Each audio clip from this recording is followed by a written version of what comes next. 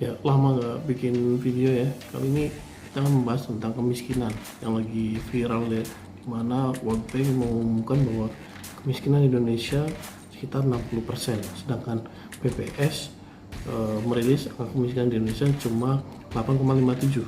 Dan menariknya ada seorang YouTuber ya yang namanya Benix.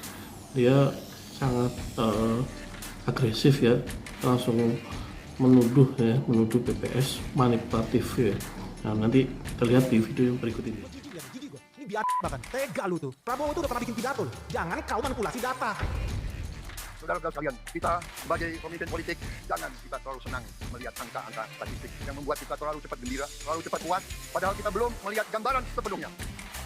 Jangan manipulasi data, jangan puas dengan statistik, jangan poles sana poles sini. Ini gimana Presiden Prabowo, lu punya anak buah sarjana kimia, ngomong-ngomong yang miskin cuma 8%. Ya, tuduhan Benix ya di video YouTube-nya menurut saya tidak beralasan, dan menurut saya itu sudah menyinggung, udah di ranah hukum ya, karena Benix sudah menuduh BPS memanipulasi angka yang dirilisnya. Jadi itu harus dipertanggungjawabkan.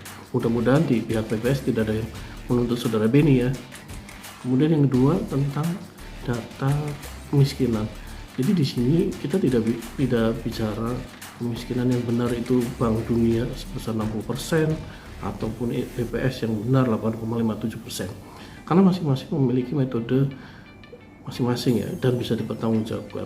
Kemudian kalau kita logika saja ya, misalnya ada yang bilang 8,57% itu sangat sedikit gitu kan, orang miskin di Indonesia itu terlalu kecil. Kalau kita analogikan ya, misalnya 8% penduduk Indonesia itu miskin, artinya bahwa kalau ada 10 orang berkumpul, berarti ada 1 orang yang miskin. Nah, kira-kira menurut kalian, kalau kalian kumpul di aula atau di lapangan terbuka, apakah perbandingan seperti itu?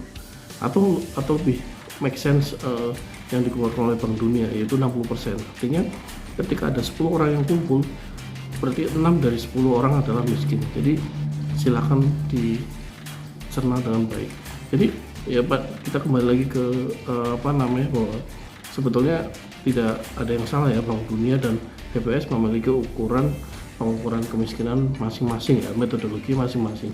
Jadi di sini ya semuanya benar gitu. Lagi kalau kita bicara tentang kemiskinan itu sangat relatif. Jadi ketika kemiskinan menurut misalnya Pak Camat dengan kemiskinan menurut Pak Kepala Desa itu jelas bisa jadi berbeda, karena standar kemiskinan seseorang itu berbeda-beda. Makanya ketika BPS merilis kemiskinan 8,57%, pasti memiliki metodenya, sedangkan Bank Dunia juga memiliki metode yang masing-masing. Dan jadi tinggal disepakati saja kemiskinan yang dibutuhkan oleh negara ini sebetulnya seperti apa untuk evaluasi pembangunan gitu kan. Jadi kita harapkan angka kemiskinan itu bisa sebagai evaluasi pemerintah dalam perencanaan pemberantasan kemiskinan. Nah, di sini BPS menggunakan kategori basic need ya, di mana kebutuhan 2100 kilokalori. Nah, inilah standar yang sebetulnya sangat rendah gitu kan.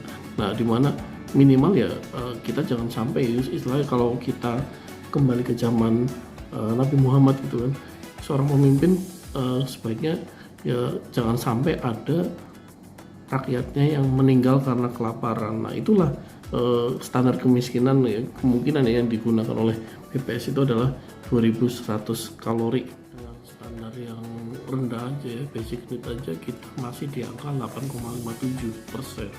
Apalagi dengan standar yang lebih tinggi seperti World Bank ya, yang menghasilkan 60%.